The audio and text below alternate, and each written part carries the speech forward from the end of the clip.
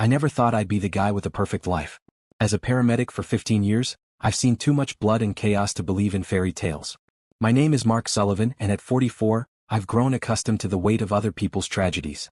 I've held dying children, comforted elderly widows, and pumped life back into overdosed teenagers. The job hardens you, but there's pride in knowing your hands make a difference. Jennifer came into my life like a quiet revolution. I stumbled into her bookstore on a rainy Tuesday looking for shelter more than literature. She smiled from behind, a stack of historical novels, her dark hair framing intelligent eyes. "Let me guess," she said with an amused tone. "Not a big reader?" I wasn't, but I bought 3 books that day just to hear her recommendations. Our courtship wasn't dramatic or passionate. It was steady, like finding solid ground after years at sea. She wasn't impressed by my uniform or my stories. Instead, she listened when I talked about the toll of midnight shifts and wiped my tears after I lost patients I couldn't save. With Jennifer, I didn't have to be the hero. I could just be Mark. We married in a small ceremony by the lake. Her parents thought she was settling for someone without ambition, a blue-collar guy with blood under his fingernails. Maybe they were right, but Jennifer never seemed to mind. We built our life in a modest 2-story with a garden she tended like it held the secrets of the universe. Every Sunday morning we had a ritual: black coffee for me, Earl Grey for her, and fresh sourdough from the bakery down the street. I'd read the sports section while she devoured literary reviews. Sometimes our knees would touch under the table, and she'd look up with this smile that made me feel like I'd won something precious. We decided early on not to have children. It wasn't a painful choice, more practical than anything. My schedule was unpredictable, and Jennifer loved the freedom of spontaneous weekend trips and quiet evenings. We had each other, and that seemed enough. For 15 years I thought we were solid. When I worked 24-hour shifts, I imagined her waiting, creating a home that felt like sanctuary. I missed birthdays and anniversaries sometimes, but she never complained. Loyalty was our unspoken promise, the foundation I believed we built on. On long drives home after difficult shifts, doubt occasionally crept in. Did I give enough? Was she lonely in those empty hours while I was elbow-deep in someone else's crisis? Did she resent the calls that pulled me away from dinner, tables, and warm beds? I'd shake those thoughts away because Jennifer always greeted me with that same smile when I walked through the door. We were a team, at least that's what I thought, but betrayal doesn't always send warnings. Sometimes it knocks the air out of your chest in an instant, and when I found out, it nearly killed me. Tuesday's shift ended early, a rare gift in my line of work. The day had been brutal: a 3-car pile up on the interstate, a child with a seizure, an elderly man who didn't make it despite 40 minutes of CPR. My shoulders ached from the physical and emotional weight, but I was going home to Jennifer 3 hours ahead of schedule, and that thought alone lightened my step. I stopped at the wine shop near our house. Jennifer loved their locally produced Cabernet, said it tasted like blackberries, and whispered, "Secrets." The bottle was expensive, but I wanted to see her face light up when I presented it, a small apology for all the nights I wasn't there. Our house sat on a quiet street, the kind where neighbors knew each other's names but respected privacy. The maple tree in our front yard had just started turning red at the edges. Jennifer had planted tulip bulbs along the walkway last weekend, promising me a riot of color come spring. I pulled into the driveway at 9:17 p.m. Jennifer's car was there, and so was another, a sleek black Audi I didn't recognize, probably a friend or one of her book club members, I thought. She hadn't mentioned having company, but then again she didn't expect me home. The front door opened with its familiar creak. The house was dimmer than usual. Just a single lamp lit in the living room, Jennifer's novel abandoned on the coffee table. No voices from the kitchen, no sounds of conversation. "Jen," I called out, setting the wine on the counter. No answer. That's when I noticed the silence, not the comfortable quiet of our home, but something tense and unnatural, and then, breaking through it, a laugh. Jennifer's laugh, but different somehow, higher, breathier, followed by a low murmur that definitely wasn't female. My body registered the truth before my mind caught up. My stomach twisted into a hard knot. My hands went cold and damp. Something primal in me already knew, even as my conscious mind scrambled for innocent explanations. I stood at the bottom of our staircase, listening. The sounds were unmistakable now: rhythmic creaking, soft moans, Jennifer's voice whispering words I couldn't make out but understood all too well. Each step up the stairs felt like climbing a mountain. My legs were concrete, my chest compressed by an invisible weight. I noticed details with strange clarity. A scuff on the wall I'd meant to paint over, the slight give of the third step that always squeaked unless you knew to avoid it. The family. Photos lining the stairwell, me and Jennifer in happier moments, frozen in time. Halfway up I saw the first piece of evidence: Jennifer's blouse, discarded on the landing. Navy blue silk I'd given her for her birthday. Next came a man's belt, then her shoes, then his, a trail of betrayal leading to our bedroom door. My phone was in my hand without conscious thought. I opened the camera, pressed record. Some part of me, the part that wasn't drowning in shock, knew I needed proof, evidence. Something solid to hold on to when my world was dissolving around me. The bedroom door was slightly ajar, a sliver of warm light spilling into the hallway. I pushed it wider, the hinges mercifully silent, and there they were, on our bed. The bed I'd saved for 3 months to buy because Jennifer wanted one with a proper headboard. Her naked body was wrapped around his, her head thrown back in pleasure. I thought was reserved for me. The man's face was turned away, but I could see his hands on her skin, claiming territory I believed was mine alone. The world tilted sideways, my vision tunneled to that single scene, everything else fading to black. Around the edges, 15 years of marriage collapsed into that one tableau of betrayal. The weight of it bent my spine, crushed my lungs, stopped my heart for what felt like forever. I should have walked away, I should have turned my back, but the truth is I couldn't. And what I did next will haunt every one of us forever. Time fractured. One moment I was frozen in the doorway, the next I was across the room grabbing him by the shoulder and yanking him backward off my wife, off my bed. He tumbled to the floor with a startled yelp, all flailing limbs and confusion. "Mark!" Jennifer screamed, her voice piercing the air. She scrambled for the sheet, covering herself as if modesty mattered now. "Oh my God, you're not supposed to be home?" she cried out in panic. "Not supposed to be home. Not. This isn't what it looks like, not. I can explain. Just, you weren't supposed to catch me." The man, younger than me, I noticed with a gym-sculpted body and carefully styled hair, tried to stand. My fist connected with his jaw before he made it halfway up. The impact traveled up my arm, pain blossoming in my knuckles. But I barely felt it through the adrenaline. "Who the hell are you?" I demanded, though it didn't really matter. He raised his hands defensively. "Look man, I didn't know she was married," he stammered desperately. Another lie. Our bedroom walls were covered with photos. Our wedding portrait hung directly across from the bed. This man had *****ed my wife beneath my smiling face. I hit him again and again. His nose crunched under my fist, blood spraying across the hardwood floor. Years of lifting patience had given me strength he wasn't expecting. He fell back, cowering now. "Please," he begged, blood bubbling between his lips. "Please stop," Jennifer was screaming, pulling at my arm. "Mark, stop it. You're going to kill him. Stop," she pleaded frantically. Her touch burned like acid. I shook her off and she stumbled back against the dresser, knocking items to the floor. Among them I saw it, my paramedic belt knife. The one I used to cut seatbelts, clothing, anything that stood between me and saving a life. I kept it sharp enough to slice through denim with minimal pressure. I reached for it, the weight familiar in my palm. The room went silent except for our breathing. Mine controlled and deliberate, Jennifer's panicked. Her lover's wet and gurgling through his broken nose. "Mark," Jennifer whispered, her eyes fixed on the knife. "Please think about what you're doing." I looked at her, really looked. This woman I'd shared my life with for 15 years suddenly seemed like a stranger. In that moment I saw all the lies behind her eyes. All the nights she'd welcomed me home while carrying another man's touch on her skin.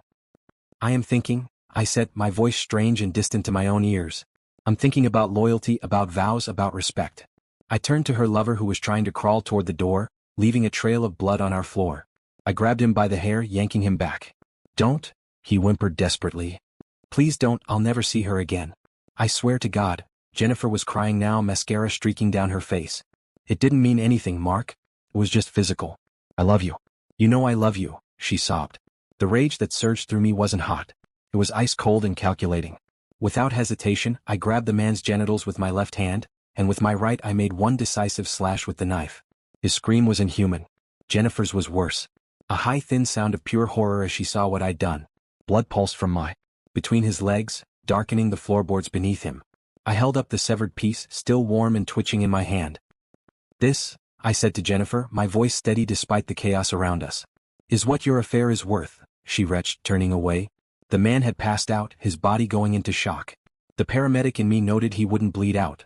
I'd cut cleanly, avoiding the femoral artery. The husband in me didn't care if he lived or died. I walked calmly to our bathroom, Jennifer's pleading following me like a ghost. I dropped the flesh into the toilet and flushed, watching it disappear in a swirl of crimson.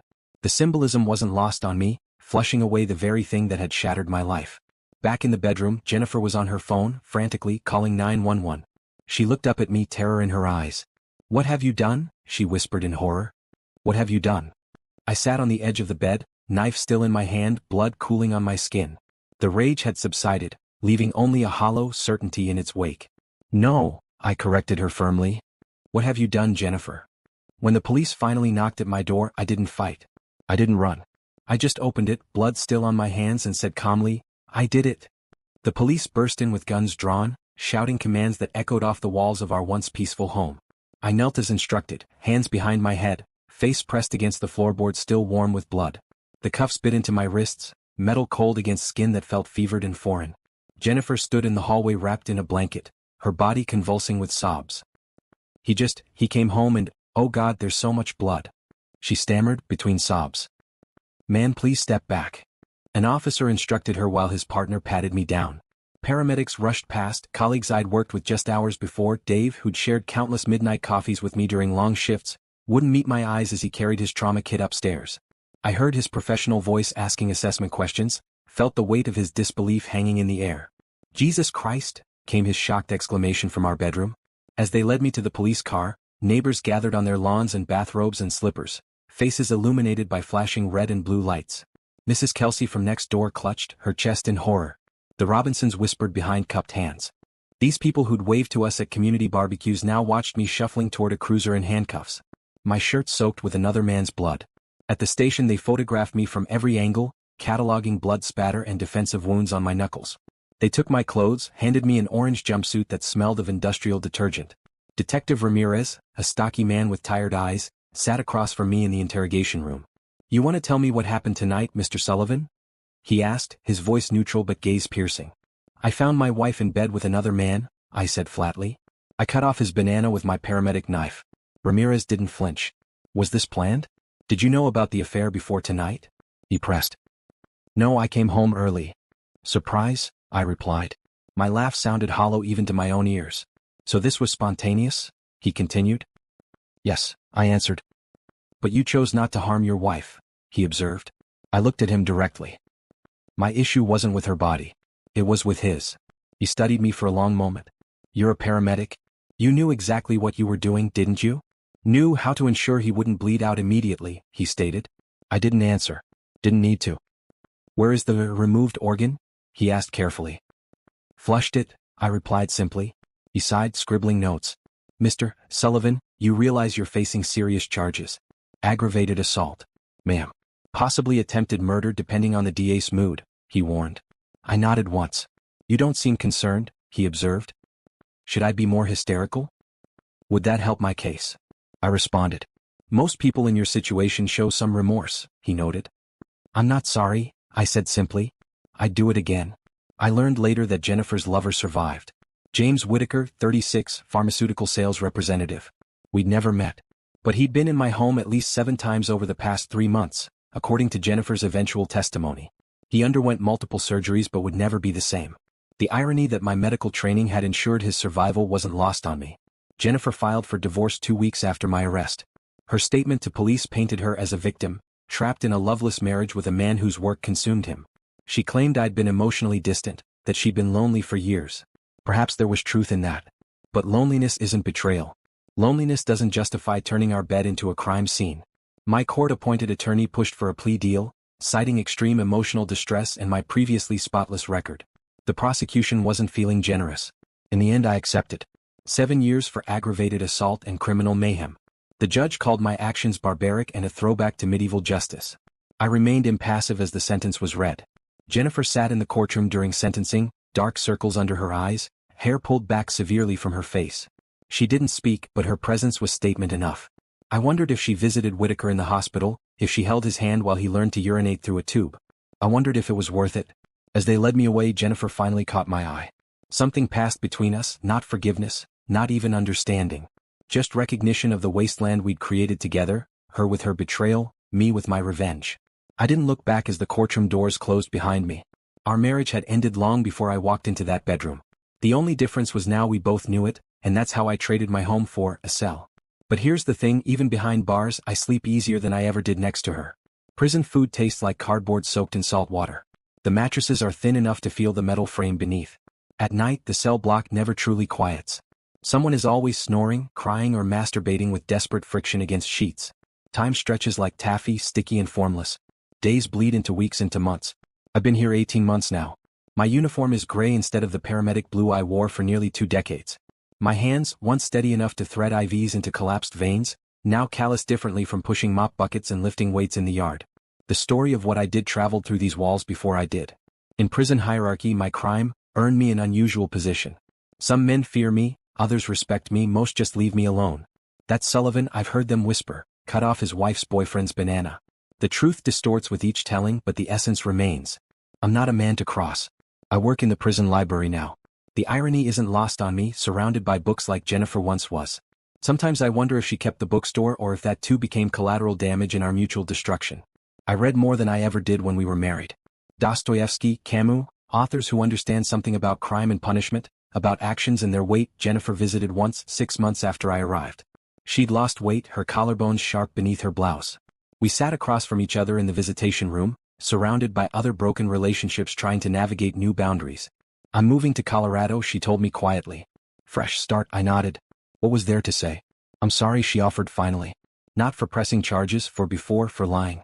"Are you still seeing him?" I asked, speaking my first words of our visit. She flinched. "No, he's recovering." "In therapy," she answered hesitantly. "Physical or psychological?" I pressed. "Both," she replied. I nodded again. We sat in silence until a guard announced visiting hours were ending. As she stood to leave, she hesitated. "Do you ever think about what would have happened if you just walked away that night? If you just filed for divorce like a normal person?" she asked. I looked at her, really looked at her. The woman I'd once built my world around now seemed small and unfamiliar. "Every day," I admitted. "But I don't regret it." She never came back after that. "I've lost everything that once defined me. My career, my home, my freedom, my wife. But strangely, I've never felt more certain of who I am. There's clarity and consequences in accepting the price of your actions without flinching." Sometimes at night, Jennifer's smile flashes in my memory. Not the woman I caught in our bed, but the bookseller who once recommended novels about second chances. In those moments, grief visits briefly, a ghost of what might have been. But it passes quickly, replaced by the hard truth that's become my anchor. Loyalty once broken cannot be repaired. I know what people think. That I'm a cautionary tale. A man who snapped, whose jealousy turned him monstrous. Maybe they're right. But from where I stand, every player in this story made their choice. Jennifer chose betrayal. Whitaker chose another man's wife. I chose revenge. I'm not the victim. Here I'm the consequence. And so, we've reached the end of today's story. Was it what you expected, or did it take a twist you didn't see coming? I'm curious to hear your thoughts. Share them in the comments below and let's get a conversation going. If this story kept you hooked, make sure to hit that like button. And if you're new here or just haven't subscribed yet, now's the perfect time to join our community. I bring you fresh, captivating stories every day. So click that subscribe button and turn on notifications so you never miss out. Thanks for watching, and I'll see you in the next one.